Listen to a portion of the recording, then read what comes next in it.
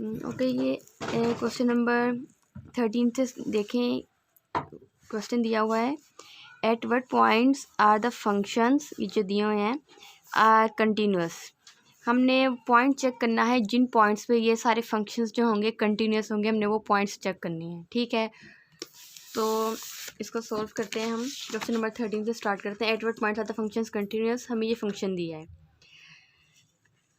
अब हमने डिफरेंट मतलब कि हम फंक्शन में कोई ऐसी वैल्यू पुट करें, अगर हमारा आंसर अनडिफाइंड आ जाता है तो इसका मतलब होता है कि फंक्शन सिर्फ उस पॉइंट पे डिसकंटिन्यूस है और बाकी सारे पॉइंट्स पे कंटिन्यूस है। ठीक है ना, मैंने आपको पहले भी बताया कि जो फंक्शन है सिर्फ एक पॉइंट पे, इसकी जो कंटिन्यूटी होती है हम डिफरेंट पॉइंट्स पे चेक करते हैं कि अगर हमने इस पॉइंट पे चेक करना है तो हम ये पूछेंगे कि इस पॉइंट पे फंक्शन क्या है, कंटिन्यूस है या डिसकंटिन्यूस है। तो हमने यही बताना है कि किन किन पॉइंट्स पे फंक्शन कंटिन्यूस होगा और किन पॉइंट्स पे जो फंक्शन है वो डिसकंटिन्यूस होगा। ठीक है, हम यहाँ पे डिफरेंट वैल्यूज़ एक एक वैल्यू पुट करके देखेंगे, जैसे हम डोमेन और रेंज में करते थे ना कि इन पॉइंट्स पे हम चेक करते थे, जिस पॉइंट पे जो फंक्शन आता था हमारा जो आंसर होता था अनडिफाइंड आ जाता, हम कहते थे वो हमारी डोमेन या रेंज में हम उसको निकाल देते होते थे। ठीक है, तो यहाँ पे वही है कि जिन पॉइंट्स पे जो हमारा फंक्शन है डिसकंटिन्यूस बन जाते तो अनडिफाइंड आ जाता है, जिन पॉइंट्स को पुट करने से जो हमारा फंक्शन का आंसर है वो अनडिफाइंड आ जाता है, तो मीन्स के उस पॉइंट पे जो फंक्शन है वो कंटिन्यूस नहीं है, डिसकंटिन्यूस है। इसका मतलब ये है। तो इसको बजाय इसके कि हम एक एक पॉइंट पुट करके देखें कि इस पॉइंट पे भी कंटिन्यूस है, इस पॉइंट पे भी कंटिन्यूस है, हम सिंपल ये चेक करेंगे कि किस पॉइंट पे डिसकंटिन्यूस है। तो मीन्स कि वो एक या दो पॉइंट पे डिसकंटिन्यूस होगा और बाकी सारे पॉइंट्स पे कंटिन्यूस होगा। इसका मतलब ये हो जाएगा। तो हम शुरू करते हैं। हम ये क्वेश्चन दिया है तो हम सिंपल इसका जो शॉर्ट मेथड है हम ये करेंगे कि x-2 है ना, इसको हम जीरो के इक्वल पुट कर लिया, जो नीचे वाली टर्म थी ना इसको हमने जीरो के इक्वल पुट किया और हमारे पास यहाँ से आ गया x = 2।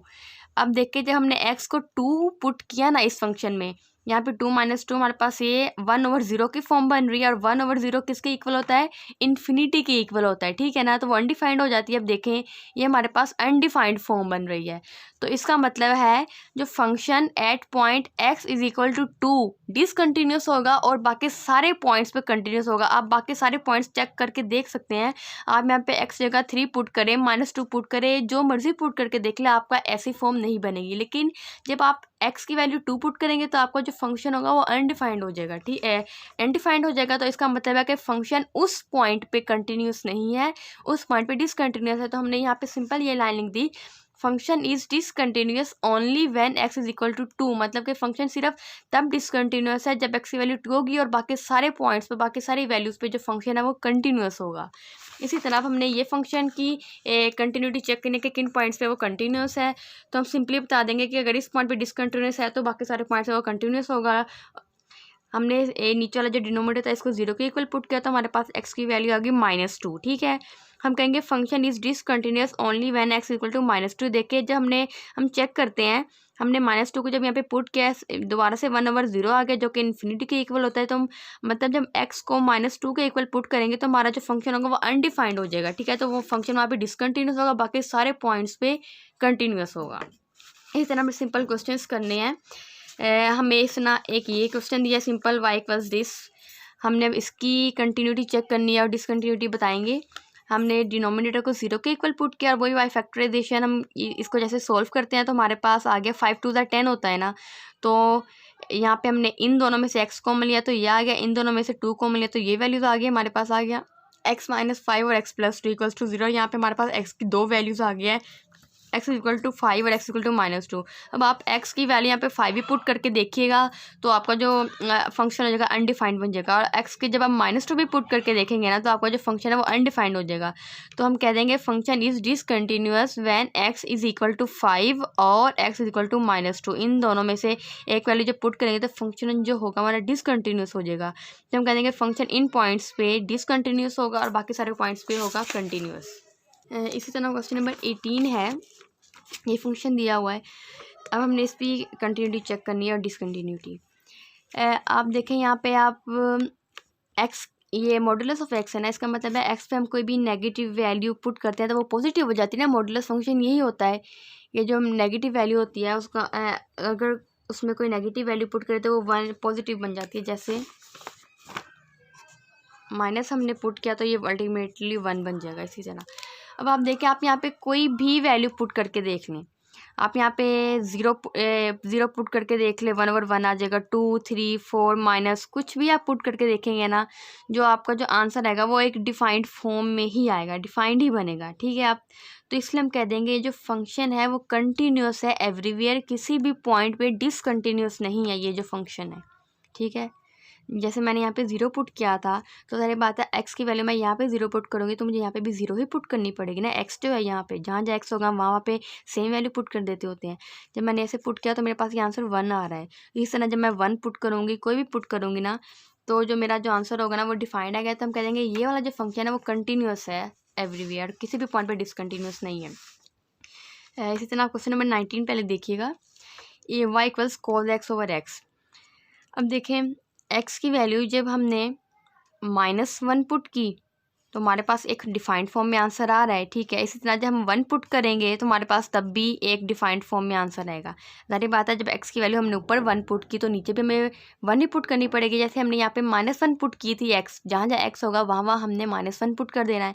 यहाँ भी हमने -1 पुट किया, जो कि कैलकुलेटर से आप सोल्व करके देखिएगा आपका ये आंसर आएगा, जो कि इक्वल आ गया -0.5 के, मतलब कि डिफाइंड हो गया। इसी तरह आप 1 पुट करें, 2 पुट करें, ये हमारे पास सेम आंसर आएंगे। लेकिन जब आपने x को 0 पुट किया ना, तो मीन्स आपको यहाँ 0 भी पुट करना पड़ेगा। वैसे तो cos ऑफ 0 1 होता है, ये cos 0 बन गया ना, cos 0 = 1 होता है, लेकिन यहाँ तो 1 आ गया, लेकिन हमने नीचे भी तो 0 पुट करना था ना, तो 1/0 बन गया, तो ये तो अनडिफाइंड फॉर्म हो जाती है। तो इसका मतलब है जो फंक्शन है डिसकंटिन्यूस होगा सिर्फ x = 0 पे, ठीक है। ये वाला फंक्शन x = 0 पे डिसकंटिन्यूस होगा, बाकी हर जगह कंटिन्यूस होगा। अभी क्वेश्चन नंबर 21 देखिए, हम ये y = कोसिकन x कोसिकन 2x दिया है, ये COSEC कोसिकन होता है। हमारे पास फंक्शन होता है, आपने सुना होगा sin x, cos x, tan x, फिर आगे जाते हैं कोसिकन x, सीकन x और cot x। आप ये देख लें, यहाँ पे जो कोसिकन x होता है वो इक्वल होता है 1/sin x के, जो सीकन x होता है वो इक्वल होता है 1/cos x के, और जो cot x होता है वो इक्वल होता है 1/tan x के। आपने याद रखना है। तो यहाँ पे कोसिकन लिखा हुआ है, तो कोसिकन किसके इक्वल होगा? 1/sin x के। अब कोसिकन 2x है तो मीन्स ये किसके इक्वल आ जाएगा? 1/sin 2x के। अब हमने यहाँ चेक करना है कि x की कौन कौन सी वैल्यूज़ पे हमारे पास फंक्शन डिफाइंड होगा, या फिर किस वैल्यू पे अनडिफाइंड हो जाएगा। जब हमने स्टार्ट करते हैं पाई से, ज़ाहिर बात है x की जो अक्सर वैल्यूज़ होती हैं, मीन्स के जब x हमारे पास ये एंगल होता है ना, साइन के साथ आ जाए तो इसको हम एंगल बोलते हैं। जब आपने यहाँ पे 0 चेक किया, ठीक है ना, साइन पहले हम नीचे वाला देखेंगे ना, साइन की जगह जब आपने यहाँ पे 0 पुट किया तो आपके पास आंसर 0 आएगा, ठीक है। और जब आप साइन की जगह साइन 1 पुट करेंगे, यहाँ पे 0 की जगह 1 पुट करेंगे तो आपके पास कोई 0.0 समथिंग कोई आंसर आ जाएगा, ठीक है। इसी तरह जब आप 0 भी चेक कर लिया हमने, 1 भी चेक कर लिया। अब आप यहाँ पे अगर पाई देखें, अब मैं आपको सिंपली बात कर रही हूँ, अभी आप इसको छोड़ें। साइन पाई किसकी इक्वल होता है? मैंने आपको बताया कि पाई किसकी इक्वल होता है? 180 की इक्वल होता है। जब आपने यहाँ पे पाई की जगह 180 लिखा, साइन 180 आप कैलकुलेटर पे चेक कर लीजिएगा, वो 0 के इक्वल आएगा, ठीक है। साइन पाई मीन्स साइन 180 0 के इक्वल होता है। जब पाई को आपने 2 से मल्टीप्लाई किया तो मीन्स 180 को 2 से मल्टीप्लाई किया 360 आ गया, तो आप देखिए तभी आपके पास 0 आंसर आएगा।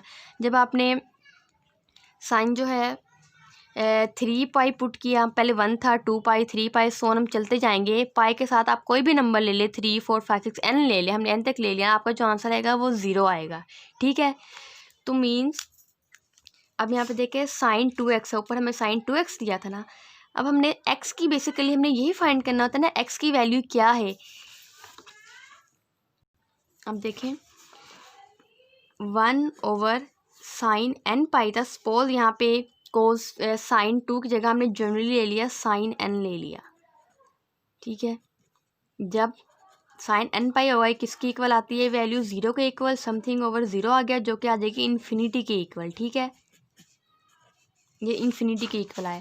अब हमने ये चीज़ साइन 2 पाई n पाई की फॉर्म ही है ना, अब आपने यहाँ पे 2 के साथ x है, हमने बेसिकली x की वैल्यू फाइंड करनी है कि x की वैल्यू हम क्या फाइंड करें कि हमारे पास आंसर ना n पाई आना चाहिए, क्योंकि हमने ये फॉर्म बनाई है ना, हमने यहाँ पे n पाई फॉर्म लेकर आनी है, ताकि हमारा जो आंसर है हमें पता चल जाए कि इस फंक्शन पे जो हमारा जो आंसर होगा ना वो अनडिफाइंड होगा।